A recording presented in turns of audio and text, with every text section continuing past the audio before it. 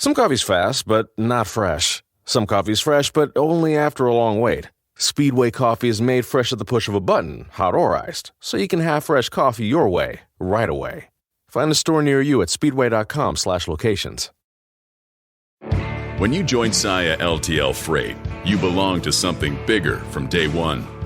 Whether you live for the long haul, the city route, or working the docks, we have a job for you. Join the most elite team in the business. Best-in-class benefits, signing bonuses, and a first-rate commitment to safety.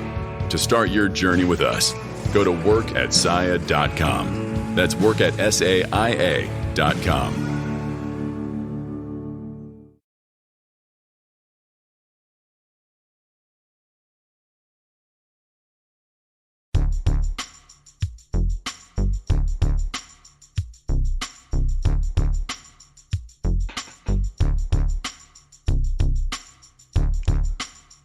Hello and welcome to the Sports Ethos DFS Today podcast. I am your host, Mike and Haaris, joined by my good buddy, Haaris Kermani. Wasn't sure if you were going to make it, Haaris, but I'm glad you're here. We're breaking down this wonderful Monday, December 6th slate. We got 10 games to talk about. How was the game? I know you were there. Yeah, I mean, rain on the outside, but we were making it rain on the inside for once. It's been a tough home stretch for the Raptors for sure, but I mean, we got lucky with Giannis sitting out with an unknown whatever calf injury on the last game, and we were able to pull that one out as well by the skin of our teeth, finding ways to almost give that one away. But today was a much more, I'd say, professional performance, a more all-round, good off-ball movement. I thought Siakam finally exploited his mismatch in the way that he should. And altogether, we just put the beating on the Wizards. So it's good to get a couple of wins, get a streak going, hopefully keep that going now for a little bit with the Raptors. And we just need OG to come back healthy, man. Yeah, he's, I mean, everybody I think knew coming into the year his role was going to increase, that they were going to rely on him a lot more with Kyle Lowry being out. You guys definitely need it. And just as overall one of the best perimeter defenders in the league. So yeah. I hear that. Unfortunately, I got nothing good to talk about with the way my man's been playing. It's been rather unfortunate, but we got a good show on our hands. We got a full docket of games, 10 games, a lot of stud players, a lot of value, a lot of everything. Did fairly well on Sunday slate, so I can't fully complain. I mean, Clint Capella could have did a little more for me. Luckily, I didn't 100% him. I never do that with like pretty much any player, but the Collins pivot for the win. I did have plenty of Collins as well, so that worked out well for me. But let's jump right into this, man. I want to just take a quick minute, give a shout out to one of our new presenting sponsors, and one that I'm super excited about. I mean, I love all of our sponsors. I always get to test everything. I guess that's one of the perks of being the host and one of the DFS guys over here. But this is one that I didn't need to test. It was one I've already heard about, one I've played. I know Santino did as well. And it's Thrive Fantasy. So welcome aboard Thrive Fantasy. We're now partnered up with them. We're working with them. And if you don't know what Thrive Fantasy is, guys, it is the #1 prop fantasy site out there. So if you play DFS, odds are you like to gamble or you like to prop bet, and this is the place to do it. So it is an esports app where you can get anywhere in your app stores or your player store. And with Thrive, you can eliminate countless hours of research and focus only on top-tier athletes that have the biggest impact in the game. So, for example, you choose 10 of 20 available props to build with your lineup. Very similar to DFS, you go into a guaranteed prize pool, and each prop is assigned a fantasy value for both over and under based on how likely it is to hit. The person that hits the most props racks up the most points, and you earn a share of that prize pool. So very similar to DFS, but it's with props. Thrive has over $50,000 in guaranteed prizes for weekly and for NBA, and has awarded over $6 million so far. And if you head over there, guys, use that promo code ETHOS when you sign up, and you will receive 100% instant first deposit match on up to $100. Download Thrive Fantasy on the App Store or Play Store, or just by visiting their website at www.thrivefantasy.com. Sign up and prop today.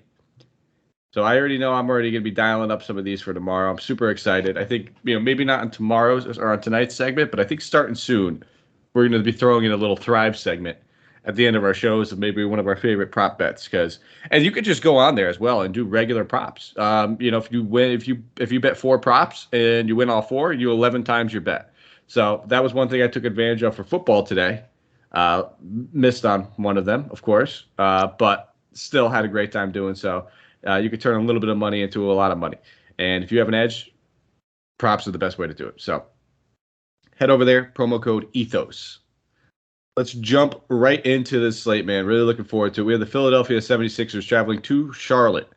They are taking on this battered Hornets team, one that we saw play today, one that had a ton of fantasy value today.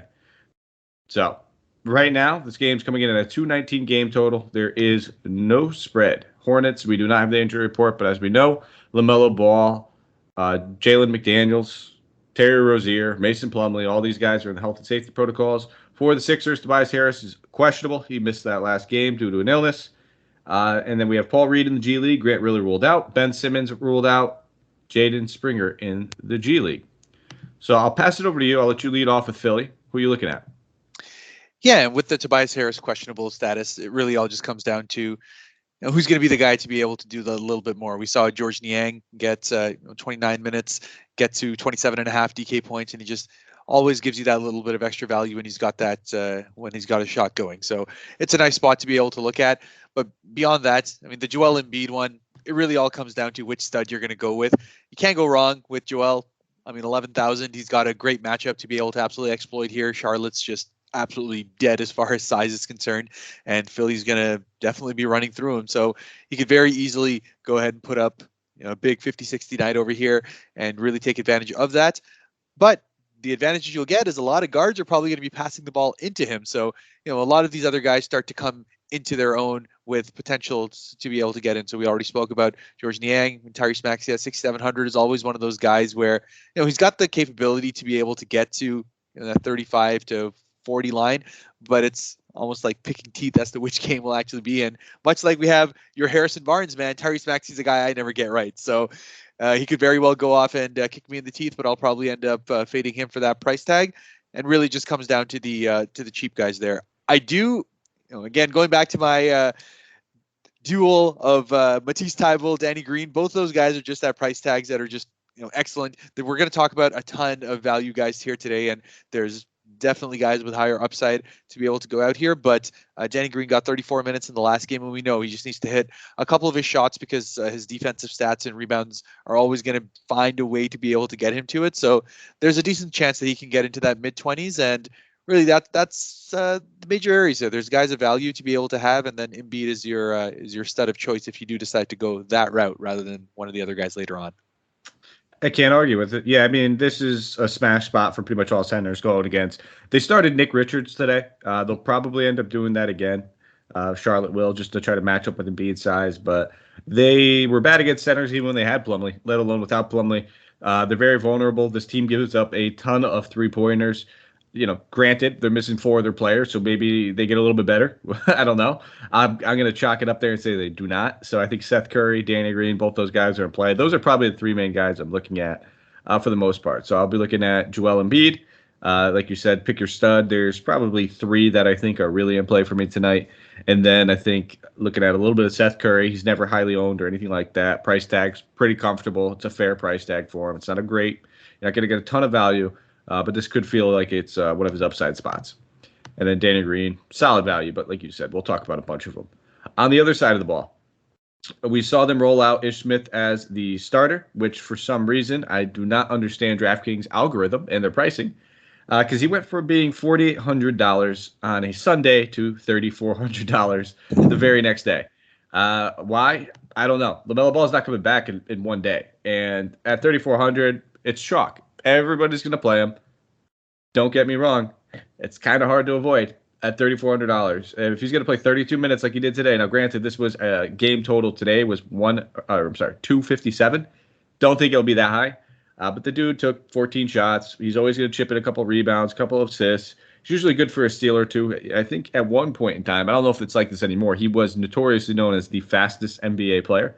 And then I don't think we could really avoid that kind of chalk. So I'm with Ish Smith. I think Kelly Oubre, as long as he's starting and he's going to have a boatload of shot attempts like he did today, took 17 shot attempts. At 5,800, his price tag went down a little bit too. I think he was 61 or 6K today. So he's very much in play. PJ Washington coming off the bench at 57. He's very much in play. I mean, you could pretty much pick your poison. With all these guys injured, you could probably play any one of these starters and throw in, I would say outside of Nick Richards, and then throw in PJ Washington as well. And then even Cody Martin had a great game off the bench. Put up 37.5 DK points. He's 3,900. I still prefer Ish over him. But a lot of value here. Just a lot of guys that are going to see increased usage, increased shot attempts. I wouldn't say go out here and game stack it kind of like we did on Sunday and play 3 of them. I don't think I would do that with 10 games available. But I think 1, maybe 2 are definitely in play for me. Yeah, I think you hit the nail on the head. And the pricing, honestly, I was shocked when I first went ahead and looked at it. Everyone is down across the board. I mean, even Miles Bridges, coming off a 53 DK point game, has gone from mid 8,000s up to 7,700. And for me, again, that's small forward position. If I can get a Miles Bridges in for under 8,000, I'm always in play with that. He's definitely going to get all the usage he can handle. He's going to put up anywhere between 15 to 18 shots on this game. And even on a game where he didn't get all that many rebounds as he normally does, he was still able to put up 53. So it's a great spot to be able to have. You already hit on, the major value guys that pretty much everyone's going to have. Kelly Oubre at 58. It's a great spot to be able to do. A potential pivot is, I still think Gordon Hayward should be used a little bit more as far as these matchups are concerned. And frankly, he's kind of been a guy that has done pretty well against Philly. I think it's just a matchup he's kind of liked over his career. I'm not saying to go ahead and lock him in for 7,000, but he's probably more of a cash pick to be able to get to 5X. But yeah, with the amount of value that's on here, I think you could easily pick 2, if not, in my end, maybe you could pick 3, but 2 for sure. I'm thinking I'm going to have in most of my lineups just with how smashed their values are at the moment. All right, we'll keep it moving. Another 7 p.m. Eastern Standard Time game. Detroit Pistons defending their home court against OKC.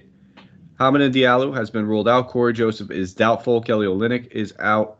And then for the Thunder, Shea still out, dealing with the concussion protocol. Theo Maledon, Aaron Wiggins, both in the G League. Looks like Josh Giddey will be back as well. No game total right now. No spread for this one. We'll start off with OKC. I'm looking at a couple guys here. I mean, this is just a battle of 2 bad teams, which can sometimes be a recipe for good fantasy stuff. So, starting off with this OKC team, I think Giddey coming in at 6,800 as the lone ball handler. It's his first game back. He was dealing with an illness after missing 2.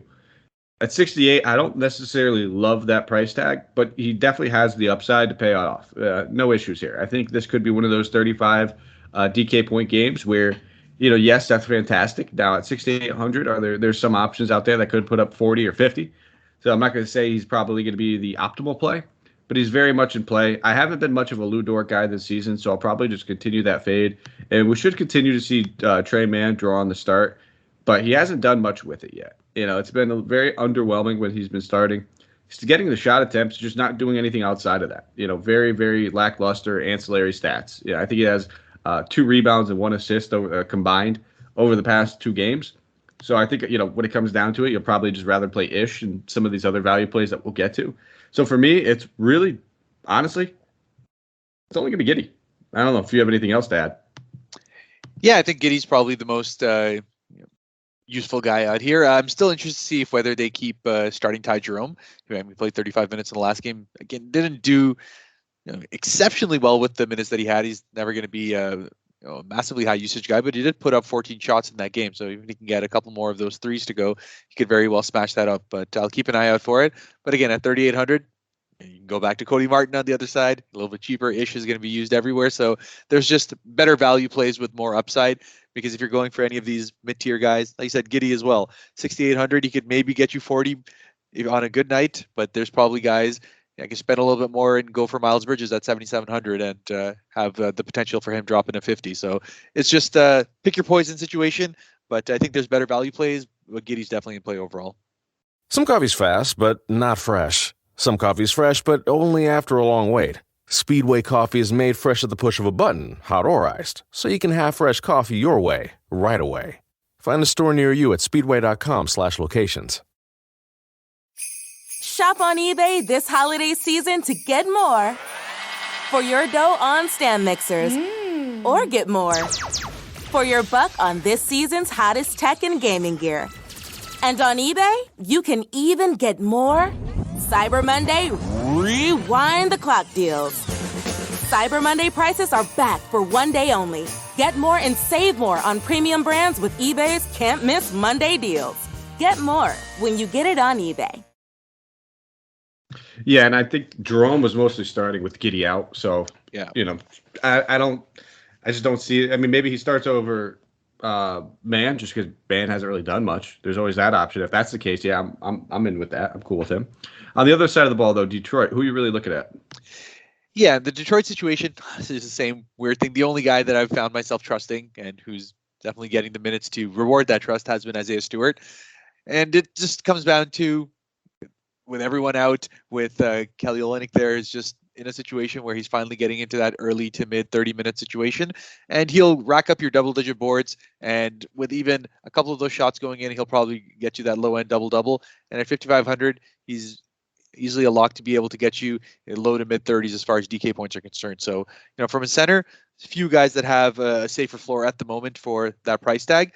And then, of course, the Jeremy Grant / Cade, any one of those guys have the capability to be able to do it. I probably like Jeremy Grant better than I do Cade, just because I find that Jeremy Grant is a usage hog. He'll always put up more shots, while Cade is still, I guess, being the nice little rookie and not being as aggressive as far as his shot making is concerned. So Jeremy Grant at 7,600 in what could be a potentially high scoring game of just bad teams trying to go up against each other, could find himself in a situation where he could be, that guy who drops a 50 on that one. So, between him and Bridges, again, I'm still probably leaning Bridges, but I do like Grant at that power forward spot, a guy with high usage. And honestly, I swear one of these games, the Sadiq Bey is going to turn it around, but don't hold it to me to be on this one, because man, it just keeps hurting me. But I don't know, there's just something I like about him. I can't put my finger on it. It's like a bad ex-girlfriend that you just can't let go of. Yeah, that's a good way to describe it. You gotta let go, man. You gotta let go. I'm kind of right there with you. I think Stewart and Grant are my two top options here. I think both of them are very much in play. I wouldn't mind I kind of would mind, just because we have plenty of value. But I think Frank Jackson will probably see a decent amount of minutes in this one as well. It doesn't do much, very similar to Man that I was just talking about. It doesn't do much outside of scoring. It's only an issue with Frank Jackson. But with Corey Joseph most likely sitting out, Diallo already ruled out, you should see significant minutes off the bench, probably around that 26 to 30-minute mark. Wouldn't shock me right there, but not that interested unless he goes out there and drops 20 actual points. You're probably going to be missing out on some better value plays. On to the next 7 p.m. Eastern Standard Time game. It's the Washington Wizards traveling to Indiana, take on the Pacers. Justin Holiday, T.J. McConnell, T.J. Warren, all ruled out. Wizards on the second evening of back-to-back, so we do not have an injury report.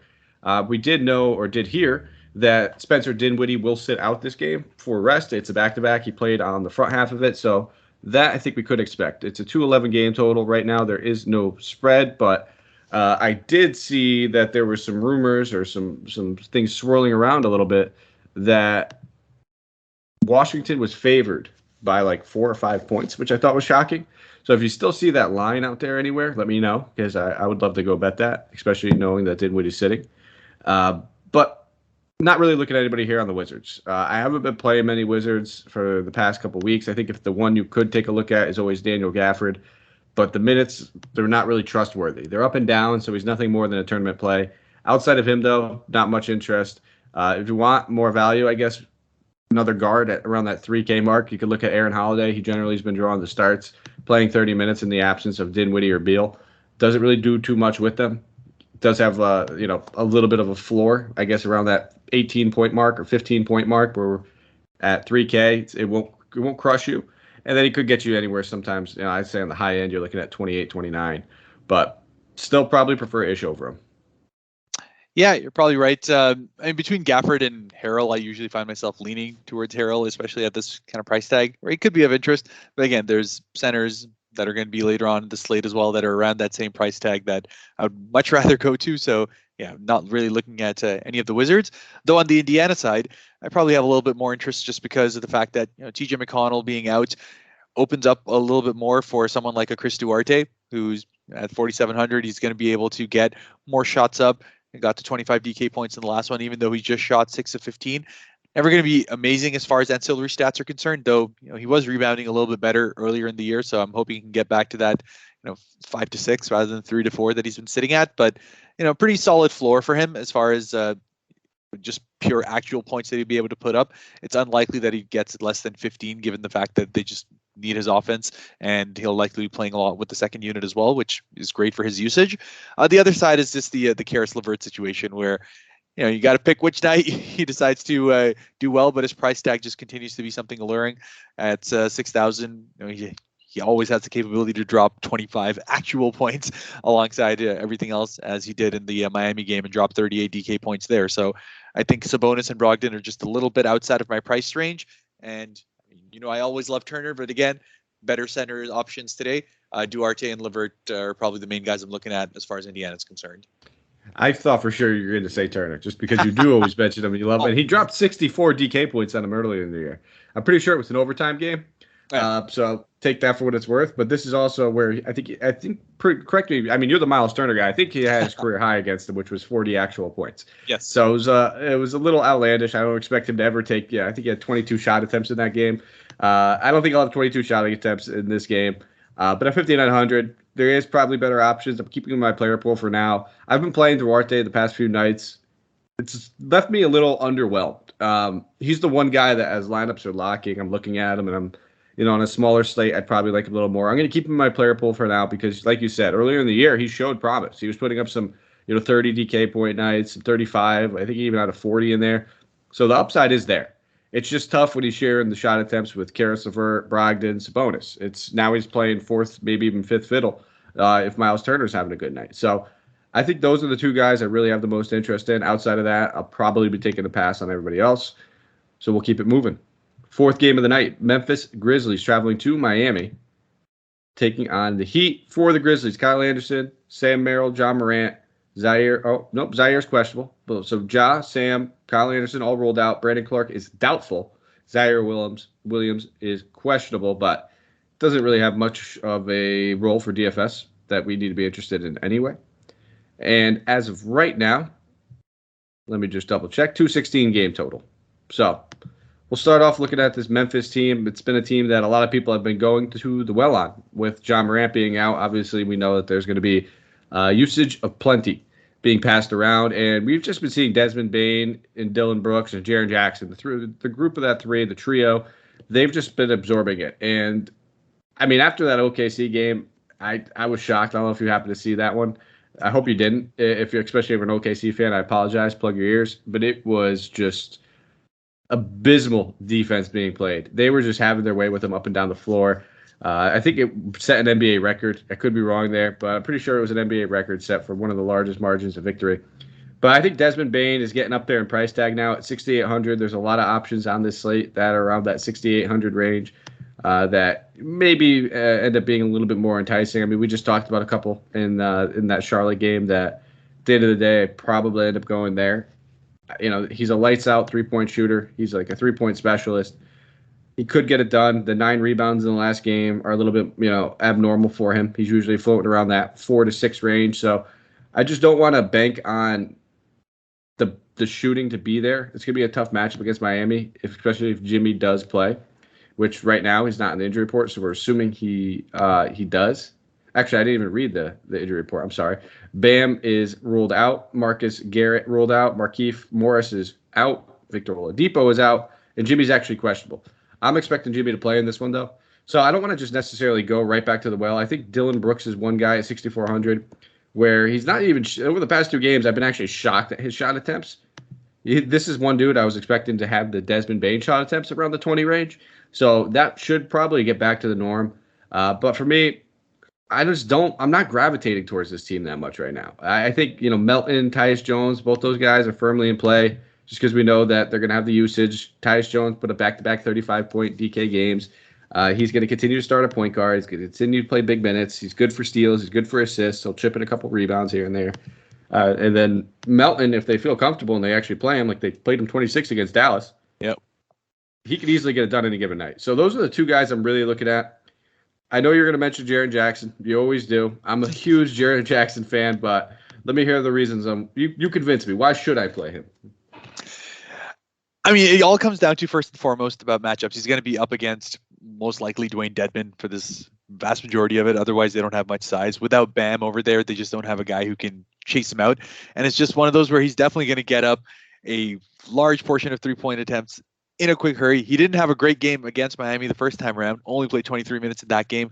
0 of 8, but it was a game in which Bam did a lot of damage to him. So it's not like I'm jumping out of my seat to be able to take Jaren Jackson at 7,200, given that, you could go and get Oubre for 5,800. You can go and get even Miles Turner or one of the other centers that are coming out for slightly cheaper price with probably similar upside. But what you mentioned about Tyus Jones, DeAnthony Melton, those are probably the main guys I'd be looking at with this specific slate, especially Melton, which, again, he's into the 4,000s now. His minutes are consistently going up, and to me, it's a no-brainer that he should be playing somewhere near that 28 to 30 minutes, and I think they're finally finding that is absolutely the case. I mean, he's just such a positive on the defensive end for him, and even though his shot itself has been a little shaky, I mean, even at the free throw line, he's been just stinking it up in the last couple of games, but he's always got that upside from the defensive stats, so that even if his shots aren't necessarily going, he'll easily pay off that value, and I always like him for his price tag. Anything 5,000 and under, you can lock him in for me. All right, we'll slide over to the Heat then. If Jimmy plays, I think it's pretty simple for us. I'm not playing hero if Jimmy plays. I think Lowry would still be in play a little bit, and Jimmy's always in play at 9,400. That's a good salary for him, so I wouldn't mind looking at him. Don't know if he'd be one of my spend ups, but if Jimmy sits, Kyle Lowry, Hero would be the two guys I'm looking at. You can even throw in a Duncan Robinson. I'm just not going to try to bank on two games like that happening in a row. So that's pretty much it for me. I'm not playing Dedmon at 5K. He's an okay play, but now he's getting to the territory where he's played two games in a row with 25 minutes or less. He had that 31 against Cleveland, but I just don't trust it. I need him to play 30 plus minutes in order for him to pay off that 5K salary for the most part in GPPs. Yeah, again, it just comes down to better options that are there with just safer options to be able to take. Dedmon, his upside is pretty much capped at that price tag. Even if he has a great night, he'll drop 30, and honestly, for 5,000, you could probably do better with the other options out there. The Jimmy Butler scenario is probably what'll have me deciding between the Duncan Robinson pick or not. And it's the same Sadiq Bey situation. If he's going to go ahead and do it for his price tag, he's going to get the shots up. He obviously was absolutely terrible for the last long stretch of time as far as his three-pointers were concerned before finally getting it back on track in the last two games. So, this could be a kind of matchup where, all that gravity that gets created, assuming Jimmy Butler's there, gives Duncan Robinson the opportunities to be able to take advantage and get, his 8-9 three-point attempts up and put up 5 or 6 of them, maybe. But other than that, yeah, there's not too much excitement as far as the Heat are concerned. But I guess that's how they like it. They just play consistent basketball. They love being boring. It's like Heat culture. To just be the under the radar but consistent team. Yeah. On to the next one. 8 p.m. Eastern Standard Time game. Denver Nuggets traveling to Chicago. They are taking on the Bulls for the injury report. Alex Caruso is doubtful. Javonte Green, Kobe White, Patrick Williams all ruled out for the Nuggets. Ball, PJ Dozier, Bones Highland, Jamal Murray, Michael Porter Jr., and Austin Rivers have all been ruled out as well. So still missing a lot of their wing and guard depth. 214 game total. Talk about the Nuggets. Jokic is 12K.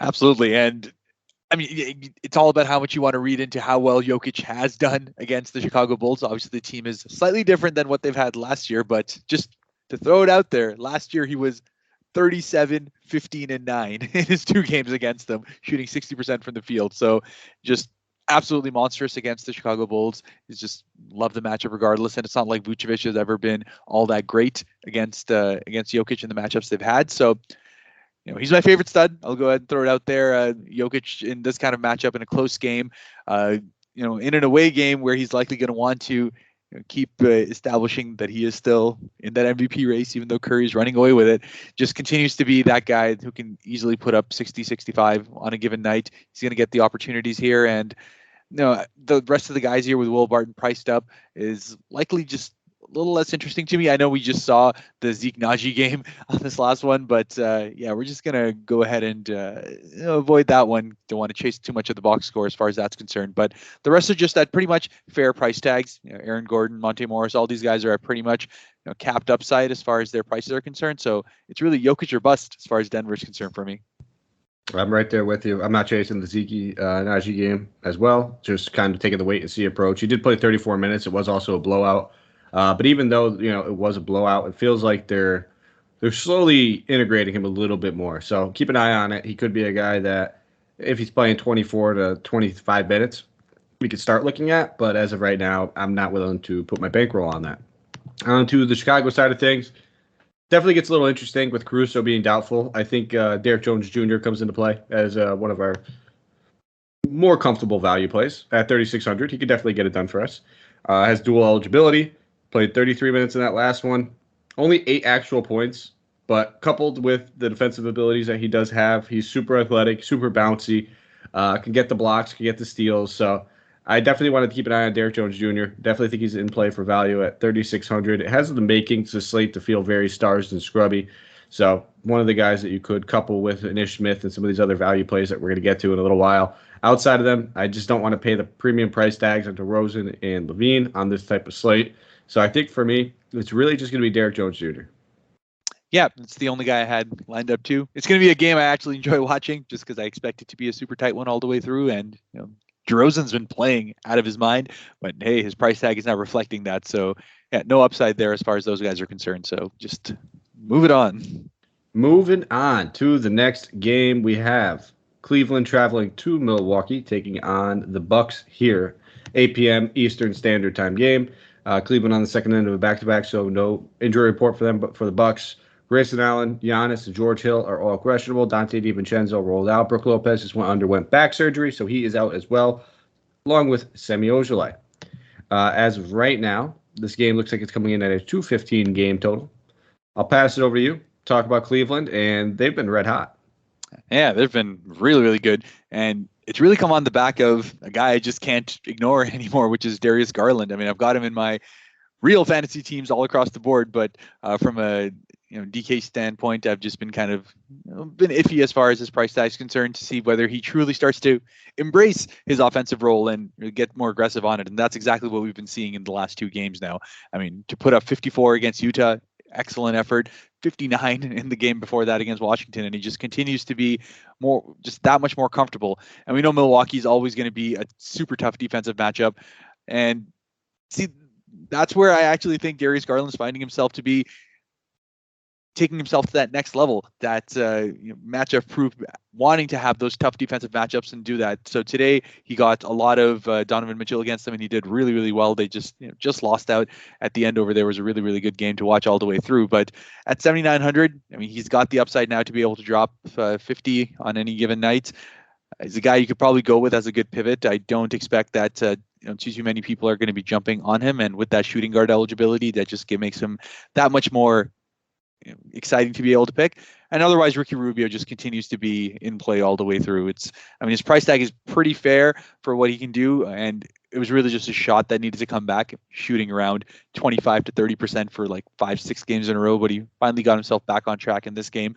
And even though the ancillary stats weren't necessarily there, you can usually count on him to be able to get 6 to 7 dimes alongside the trickle of steals and rebounds he gets. So if he gets a shot on track, he'll likely be able to drop 35, if not close to 40 as well. So he's also in play.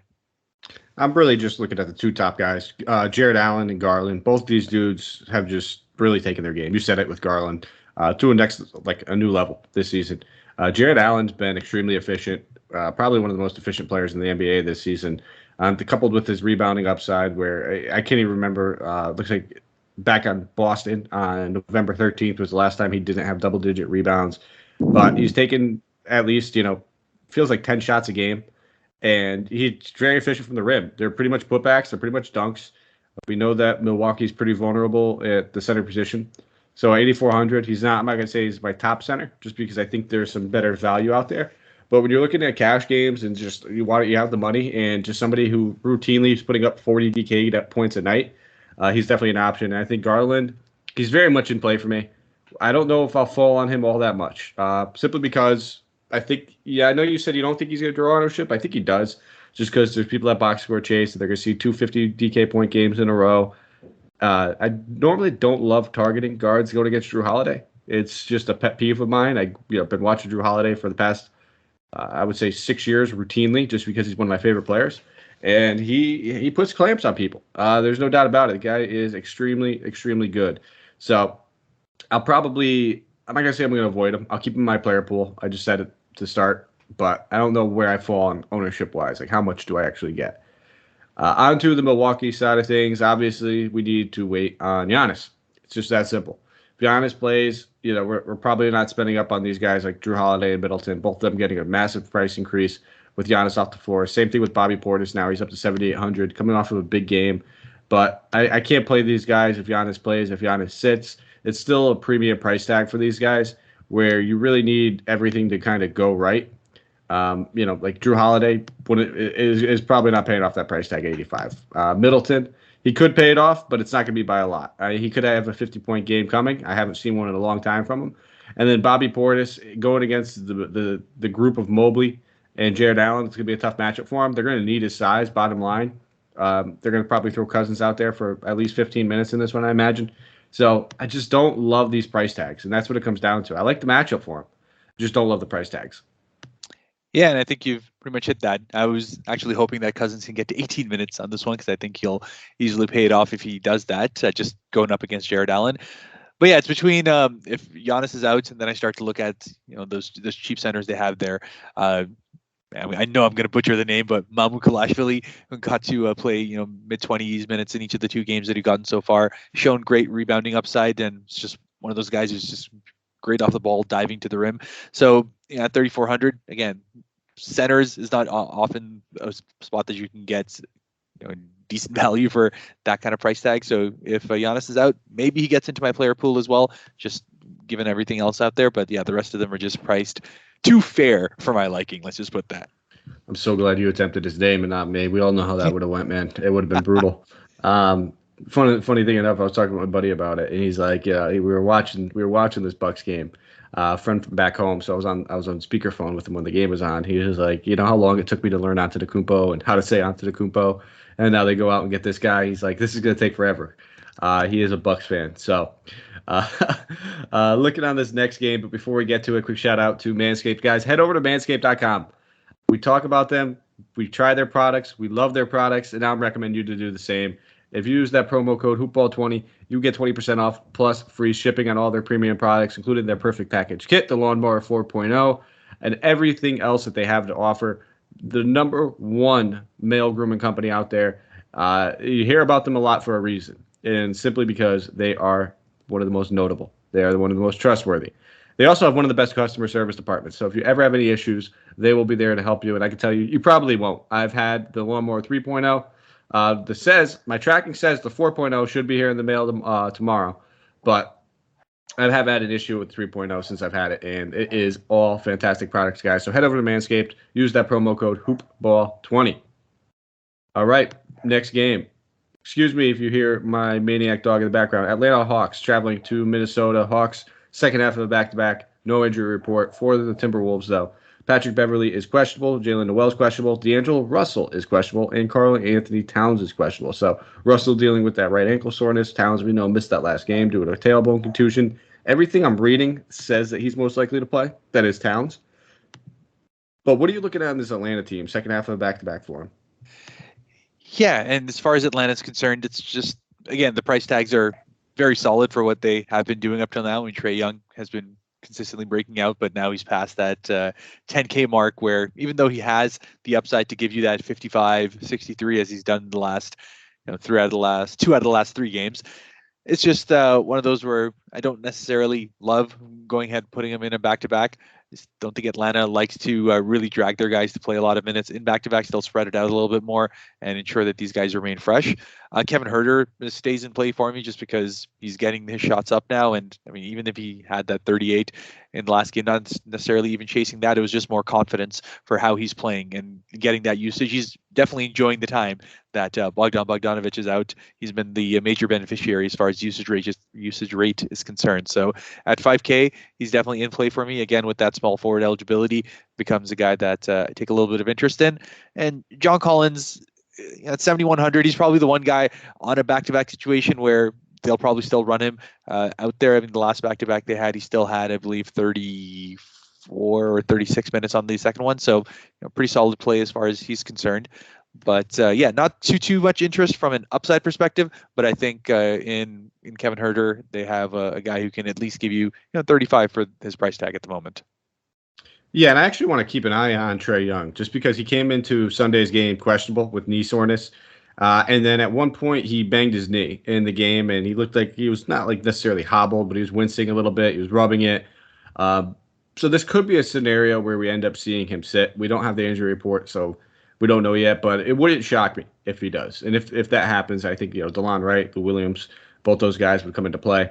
And then obviously big boost for guys like Collins, Huerter, Gallinari.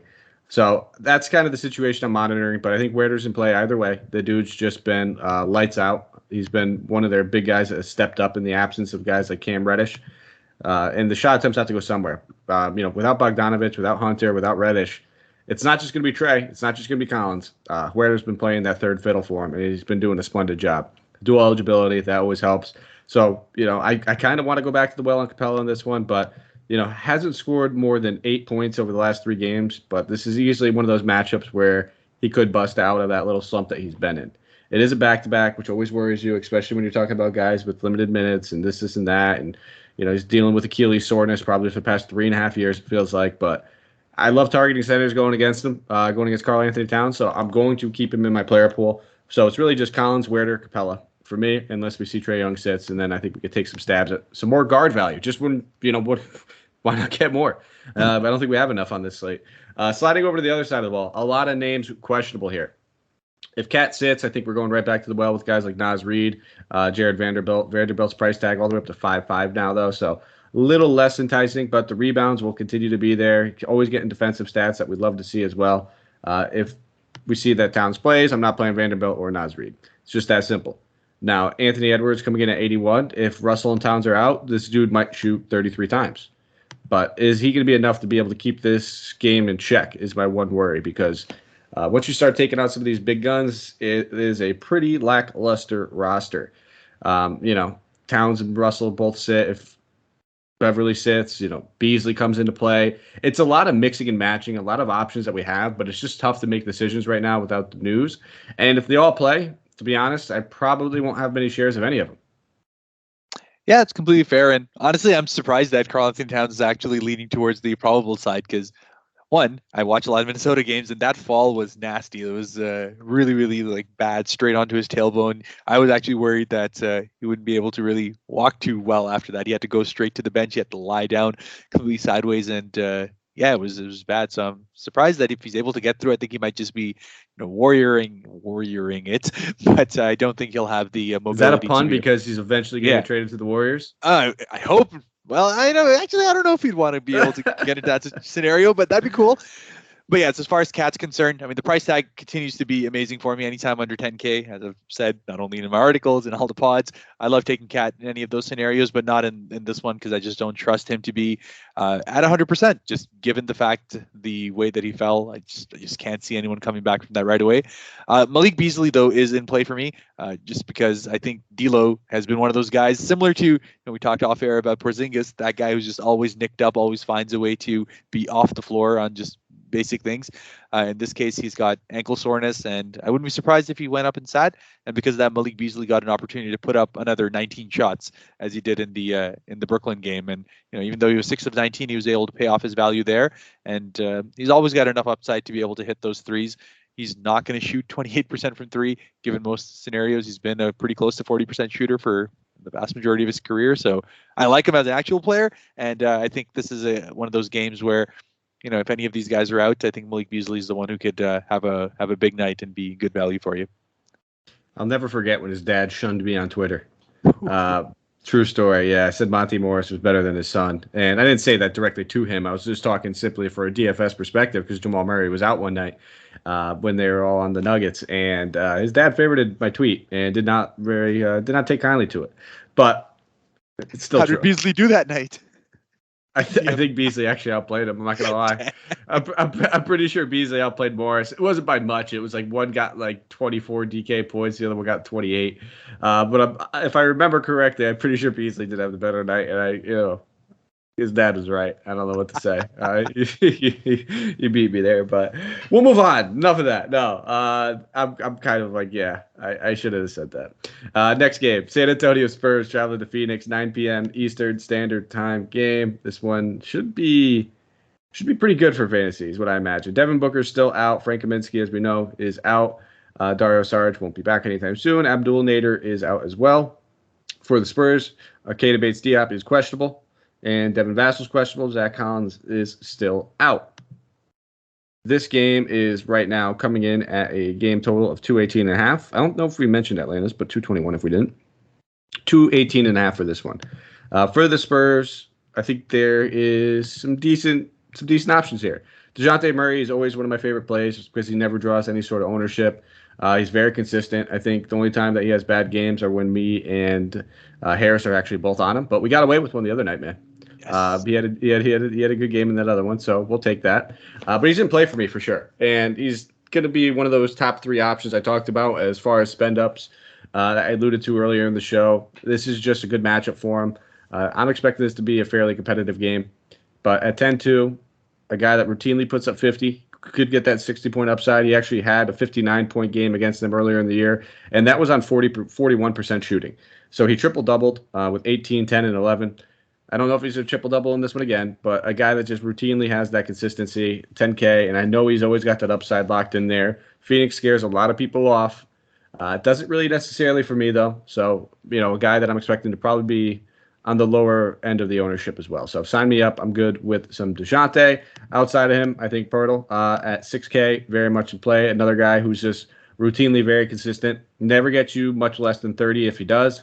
And he has that 40-point upside somewhere baked in there. With a ton of centers on the slate, do I end up falling on him? I don't know, but he's in play for me. So those are the 2 main guys I'm looking at. And you're going to sit here and tell me why I should play Derek White. I know you are. But I won't do it. I just never do. I don't know why, but tell me why. Convince me. It's one, the shooting guard eligibility of a guy who's just got the capability to do so many things off the ball, and he just consistently finds himself in situations where he can go ahead and put his value up. In the last 3 out of the last 4 games, he's easily paid off his value there, 42, 42, and a 38. And it's just one of those where watching him play, he's just one of those guys that has a slow start, but once he gets in the groove, he's just the ultimate Swiss Army knife for Greg Popovich. He puts them in so many different lineups, in so many different situations to be able to go and be successful out there for him. And more importantly, he's also finding himself attacking the rim a lot more. Got to 8 free throws in the last game as well, and played really well in that Golden State game. And that's, in my mind, a much tougher matchup than the Phoenix one, despite whatever the records say.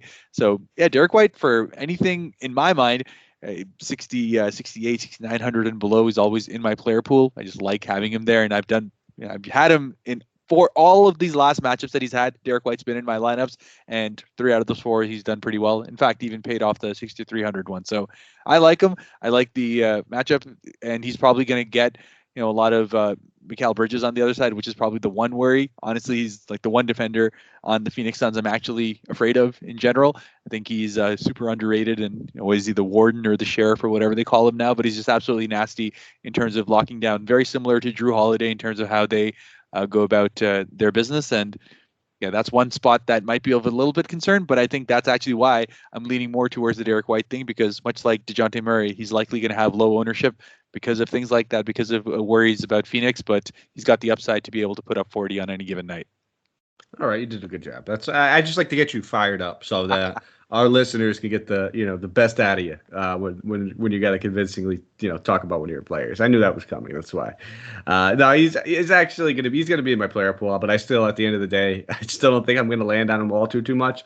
Just because we already talked about so much guard value, and if I want to spend up, he'd be the pivot off of the DeJounte and some of those lineups. It's just that simple for me. I'll probably end up with more ownership on DeJounte than I will Derek White, but I will have a couple shares of him. Don't get me wrong. Now, talk about Phoenix. With no Devin Booker, we've been seeing a decent amount of Shamet, a decent amount of Cam Johnson as well. But are those guys in play for you? Is there anybody else that stands out to you? Yeah, and like that 4,000 block of area as far as Phoenix is concerned just screams out value to me on any given night, given Devin Booker being out. And we see Jay Crowder continue to find different ways to be able to put up value. But all those guys have the upside between Crowder, Cam Johnson, and even Cam Payne, who I actually like a little bit more than the other 3. I mean, we went 3 of 17 on the last game, but he shot 31 times in the last 2 games, and he's just going to continue to get all that usage, especially in the second unit, where right now Phoenix has often found lineups in which they stagger with Booker with that second unit, and that's where the usage ends up going. But right now, without that, Campaign is getting all the shots that he can handle. And really, as long as he can get to even half decent, even low 40%, he's got the upside to easily hit low 30s, if not mid 30s. So I really like him as my pivot. And again, that something about that shooting guard eligibility always gets me going. So he's definitely the guy of those values that are in play for me. But even just from the top end, I mean, I just think the price tags are pretty good for what I potentially expect a competitive game to be. So for Chris Paul at 8,300, he's going to get a lot of opportunities to be able to get it to Ayton, who again at 7,400 is also a very, very solid play. Both those guys have floors at that value. So at cash games, these are probably some of my favorite guys to be able to go in. But at GPP, maybe a little less so. But still, if it's a game that goes close, Chris Paul is going to get more opportunities in that fourth quarter. His usage is going to go up in those situations, and that's when he gets his shot attempts up into the mid-teens, and that's when he can really give you that upside of being able to drop 50 on a given night. So I think this will be one of those games. So Chris Paul is definitely in play for me, and then by extension, DeAndre Ayton gets in there as well. Though if I'm talking about the different centers, I actually think Pirtle on the other side is a more exciting center to me from a price tag perspective than Ayton, but both are in play for sure. Yeah, I think Ayton might have just slightly higher upside. Actually, I think if I remember correctly, he had a big game against them earlier in the area. I put up 45.5 TK points on them earlier in the season. So extra shot attempts, they might actually look down to him a little bit more, knowing that Booker's not in there. But I think you said everything perfect. I don't really need to add much more. Very cashy type plays to me, but a couple of them do have some tournament upside. Only 2 games left on the docket, 10 p.m. Eastern Standard Time game. We have Orlando traveling to Golden State, taking on the Warriors here. For Golden State, Andre Iguodala, Klay Thompson, James Wiseman, all out. For the Magic, Michael Carter-Williams, Markelle Fultz, Jonathan Isaac, Etuan Moore, and Jalen Suggs all remain out as well. This game's coming in at a 215 game total. No spread, which pretty similar to everything else that we've talked about tonight. No spreads really available right now. But we can imagine it's probably going to be around that 10 to 12 mark is what I would guess. But talk about Orlando for us. Not the greatest matchup for him, but is there anybody that stands out to you? Yeah, not the greatest matchup, and I'm kind of sad that Franz Wagner is getting up to that 6,000 standpoint, because he's actually been a guy I've really enjoyed taking for the last little while. Watching him just grow in general from one of those rookies that was super consistent to start with, but was more of a, I guess you could say, steal specialist and kind of an efficient shot taker rather than a shot creator. But you're starting to find a lot more of that now. And, for those who don't know, when I grew up in the UAE, Orlando Magic was the only team they used to show over there because Shaquille O'Neal was a huge stud. So I grew up as an Orlando fan just by default. So it's just one of those teams that I'll always watch. And I was really hoping that Dwight Howard would have pulled through. But because of that, I've got to see a lot of Franz Wagner. And he's been a guy that's just gotten better and better, and you're actually going to start to see him get more into that rookie of the year conversation if he continues to be this level of consistent. So, I mean, 6,000 is a price tag that still offers that upside. I mean, he's been putting up mid 30s pretty consistently. He's got the capability to put up 40 on a given night, and they really do need his offense, especially from his capability to be able to hit the 3-point shot off the dribble, to give a little bit of pressure off of Cole Anthony. So I still like him at his current price tag. I probably will avoid the Mo Bamba / Wendell Carter situation, because just given the fact that Golden State loves to go small, it's just one of those matchups that you're likely going to find that they kind of throw him out there in bits and spurts. They may not get the kind of minutes, especially on Mo Bamba's side, where if he can get to mid 30s, then he's obviously got the upside to put up 40 on a night, and he gets more exciting to me. But a Golden State matchup is never one where I like to take centers. So Franz Wagner is the main guy in play for me, and Cole Anthony will likely be a pivot off. But to be honest, at that 8,000 price tag, there's Darius Garland going back as far as Cleveland's concerned. That's probably more exciting to me, but he might be a pivot off that for me. Yeah, I don't really like anybody in this game in general, for the most part. I think, you mentioned Cole Anthony. He's a solid option. If this game were to stay close, it's going to be a lot due to him and a lot due to that front court. We said it plenty of times. Golden State limits other centers. There's only one way you can kind of counter that, and it's beat them down with that lineup. But odds are they're going to get taken advantage of from behind that three-point line with Steph and Poole, even Wiggins. So I'm just not really enticed by this matchup all that much on either side of the ball. I don't want to pay the 11-7 for Curry, knowing that we have Murray at much, much cheaper price tag. We have Jokic for only $300 more. I'd rather go to both those other options. So sign me up over there. And everybody else is just appropriately priced. Jordan Poole is continuing his breakout tour. We've seen a couple big games in there, but the games that aren't big, he's not paying off that $6,200 price tag. So I don't see myself going to much of anything outside of maybe a couple of pivot plays. And if I play anybody on Orlando, I'll probably want to run it back in the lineup where Steph is one of my spend ups, something along those lines, because if this game stays close, Steph could easily put up an actual 35-point game here, in which all of a sudden you're looking at 50 to 60 DK points. But I'm just not going to do that in cash or GP or single entry GPPs or anything like that. It would mostly be like a multiple lineup type build. Fair enough. I think the one guy on Golden State I'm probably looking at is just Otto Porter, given the fact that he got the rest game off, and they usually find that they'll play him more minutes in the first game and then kind of have him relax off. So I could easily see him getting to that 30 minutes mark for them. And at 4,600, he's had 2 out of the last 3 games where he's done really, really well, just because of the fact that he's one of those Swiss Army guys. He's everywhere, and they're getting more shots out of him, and just in more lineups that he's involved. Even when Poole's running the offense, they'll have him there, and then still run him with the second unit as well. So just a lot of different options to be able to put him in, and that small forward eligibility at 4,600, I think he's in play for me. All right, final game of the night. It is a 10 p.m. Eastern Standard Time game. LA Clippers traveling to Portland. For the Clippers, Batum has been ruled out despite his questionable tag on DK. Kawhi Leonard's still out, as we know. He's not going to be back, if even, until maybe March.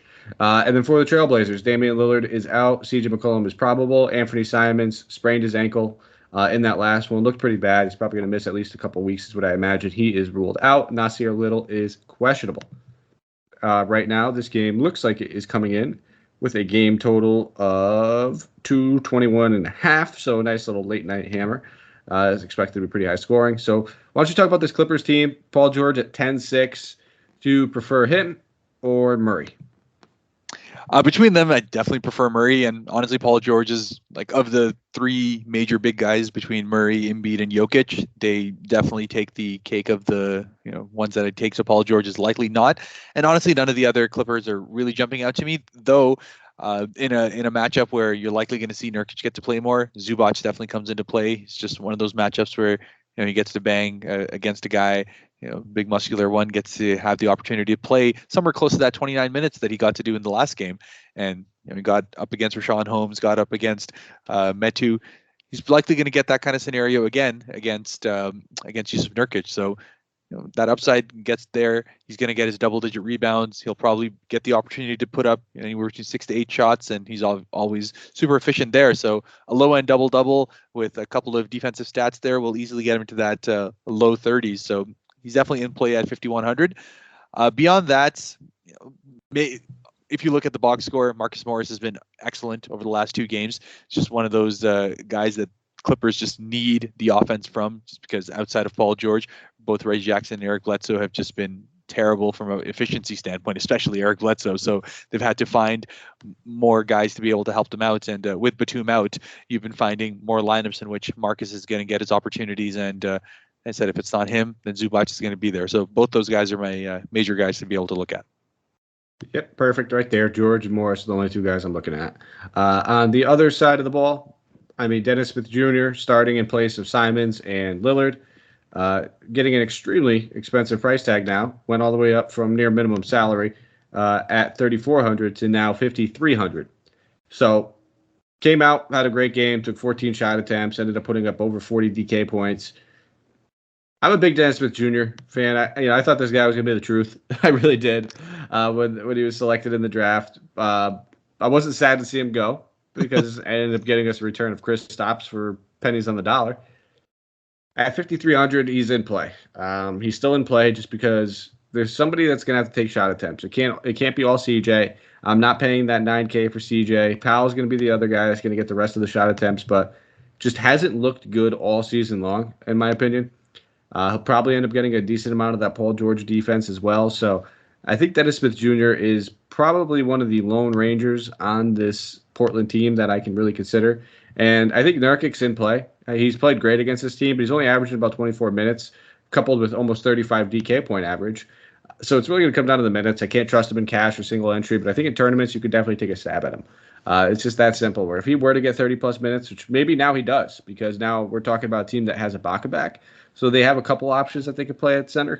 So I'll consider him, and Robert Covington, you just can't trust the minutes at this point. The past few games have been blowouts. Granted, that's really limited him, and there's worse value plays, but I just don't see myself landing on him. So I probably think it's just Dennis Smith Jr. for me, and I expect to be slightly under the field as far as ownership. I'm not going to go just full-on headstrong into this one. Yeah. Well, on the topic of Dennis Smith, I'm actually surprised you had a more positive outlook, because I have other cousins in Dallas, other big Mavericks fans, and they're just super jaded about Dennis Smith. Just the way he not only played, but just the attitude, everything about him just screamed that he was much bigger than he was. So it was just one of those scenarios where obviously didn't work out well for him. But yeah, tonight, absolutely a great play at 5,300. He's got the upside to be able to put up points in a hurry. And he's just one of those usage hogs, very similar to like a Dylan Brooks kind of scenario, where if he has an opportunity where he can go ahead and put up as many shot opportunities or be involved in as many plays as possible, he's the kind of guy to hustle and get it done. So I easily see that that upside of him getting to that 40, somewhere close to it. So much like Ish Smith was earlier for Charlotte, even though the price tag should probably be somewhere around the same as this one, it's one of those guys who are definitely going to be able to put up big nights. And he's probably the other guy on my pool is Norman Powell. Just as you said, someone's got to put up the shots. I think his price tag just keeps falling to a point where it's just, for a guy who's going to get the kind of minutes that he is, he's probably going to get to that low to mid double-digit shot attempts. Yes, he hasn't been great this year, but it's just one of those where Norm just needs to see it go through the basket once, and then he can get his groove going. I've seen it for too many times in Toronto for to be able to put that past him, to be able to get out of the groove. So I do have him in my player pool, but yeah, I'm so sad about Robert Covington. I swear, he's one of my favorite players in the league. I hate how Portland uses him. They don't use him in any sort of usage. They have him sitting in the corner, and then they're hoping that he can get on help defense. It's just terrible. I don't know what Portland's doing, and it's my side rant. I hate the Blazers team right now. Side rant noted. I agree. They do not use him correctly, and they look like they're trash. So, Dennis Smith, I'm not. Maybe I don't fault him just because he got his Kristaps. Like I said, he did nothing for Dallas, but it was basically him and who else was involved in that trade. Now that's slipping my mind. Somebody not useful, and we ended up getting a good return. We lost a first-round pick. We don't have any anyway, so I'm not going to complain about the return that we got for him. And that brings us home, man. So that brings us to our player tier segment. So talk to me. Who's your expensive?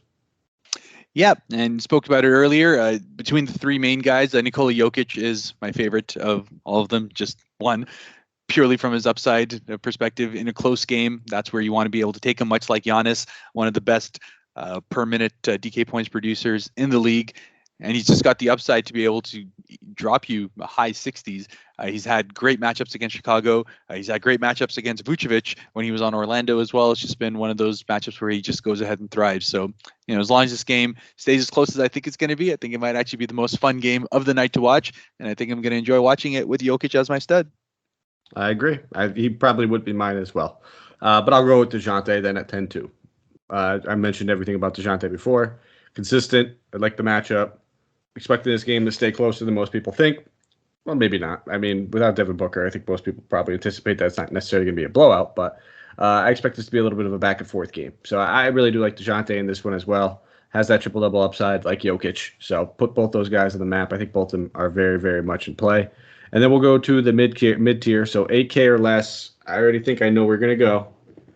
But where are you going with this one? Garland, excuse me. Yeah, you pretty much hit it. But then it was between him or Miles Bridges for me. And I think Darius Garland is just in a scenario where, as I said, he's become matchup proof. He's got everything going right for him as far as his confidence is concerned. And he's just one of those guys that loves to follow up one performance with another. Even not looking at the 50s here or earlier on in the season, it's just scenarios where he can go ahead and put a couple of really good games together, and then he'll just have a really bad dud. Hopefully it's not going to be in this game. I don't think it is, just because of how Cleveland's been playing as of late, but just everything about him, everything about this kind of matchup, especially with the Giannis news still coming out. If he's out for sure, then 100% Garland becomes my guy. Otherwise, I may go a little bit towards Miles Bridges. Yeah, I think I'm starting to know you very well, Harrison, the guys that you like to play. Like if at the end of the year when DK sends you that email saying these are the guys that you played the most, I'm pretty sure I can do that for you. I mean, like I could just send you who does Harris like to play the most, and I'll probably get at least like 6 of the 8, is what I imagine. But yeah, I'm with you. I think he's a great play. I'll probably go with another Hornet. I know you said Bridges as well, and it'll probably be Kelly Oubre Jr. at 58. Just like the price tag, like the volume of shot attempts he's been getting, and will continue to get with these 2 guys off the floor in the backcourt. So I like me some Kelly Oubre, especially because now that we know, what Harris is asking, girls in the bar, is, dual eligibility is a big thing for him. Yeah. He has that as well. I'm just messing with you a little bit, man. Obviously. Love it. I love the dual eligibility too. Listen, it is a big point in DFS if you can play multiple positions. Because right when you're looking at it about half hour before lock, you see somebody's ruled out, you can start tinkering. You always end up finding yourself having a little bit of a better lineup when there's dual eligibility. You can swap one guy up, move him around, and then all of a sudden, boom, you got that guy that is going to get a usage bump with somebody else rolled out. Now we'll go to the value. Break it down for me. Who are you looking at? Yeah, and I mean, Ish is the easy option to be able to take as far as chalk's concerned. So I'm going to go a little bit away from that and actually say that it's 4,500 or less, right? To be able to do it. 5K or 5K, less. So okay, under 5K, so 49. Perfect. So I'm going to go ahead and say DeAnthony Melton is my guy.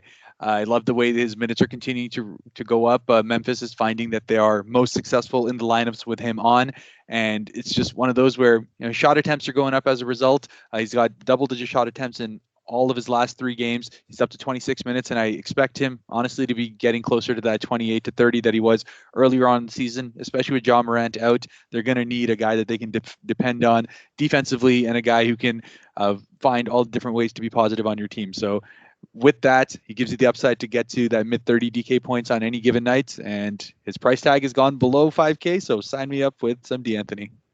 Yeah, and we'll just say that nobody can pick Ish because that's just the stone cold chalk. Like everyone's going to play him. He's a great value play. And listen, if he was 5K, he'd probably be a guy that I was a little less interested in because I don't think he's going to go out there and put up like 35, maybe even 30. But I could easily see he only needs like 20 for us to be happy with his return. And I had him pegged probably right around that 24 to 25 DK point mark. But I'll go Derrick Jones Jr. at 3,600. I already talked about him earlier. Nice guy if you want to get some exposure on the other side of the ball from Jokic and you just don't want to spend up on any of those other Bulls. 3,600 with no Caruso. I'm expecting him to start. Maybe they get a little wonky and they don't do that, but either way, he should be looking at close to 30 minutes, if not more. And just a guy that is extremely athletic, never going to have a ton of shot attempts, but can get it done in so many different ways with blocks, with steals. If he even puts up 10 points, you can guarantee yourself that you're looking at least 25 DK points. So I'm good with Derrick Jones Jr. That brings us home. That is everything. That is all 10 games. That is our player tier segment. Now go give us a thumbs up. Go give us a 5-star rate and review wherever you're listening to this, whether it's Apple, Stitcher, Spotify, iHeartRadio, Podbean. I'm sure I'm missing out on 10 other ones.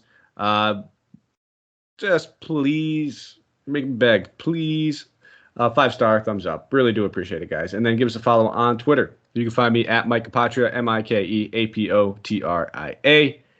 Harris, let the good people know where they can find you. Absolutely. As always, you can find me at HAK_Devil, DEVIL, where now that the Raptors are winning again, you might find this takes to get even spicier because all my friends hate Pascal Siakam, but I love him, and you'll get to hear how much I love him in that alongside some other DFS stuff as well. Yeah, he does love him.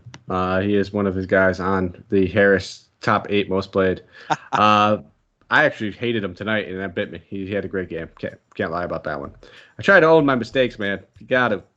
We'll be back tomorrow. It'll be Santino. It'll be Sam. They'll be breaking down that wonderful Tuesday slate for you guys. Thank you all for listening. Check out Thrive. Check out Manscaped. Have a good night, guys.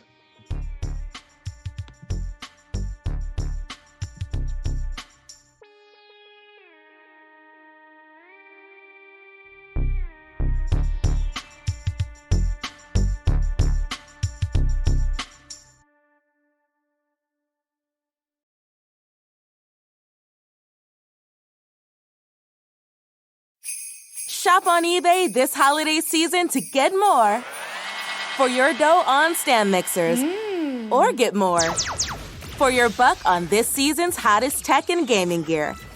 And on eBay, you can even get more Cyber Monday rewind the clock deals. Cyber Monday prices are back for one day only. Get more and save more on premium brands with eBay's can't miss Monday deals. Get more when you get it on eBay. When you join Saia LTL Freight, you belong to something bigger from day one. Whether you live for the long haul, the city route, or working the docks, we have a job for you. Join the most elite team in the business. Best-in-class benefits, signing bonuses, and a first-rate commitment to safety. To start your journey with us, go to work@saia.com. That's work@saia.com.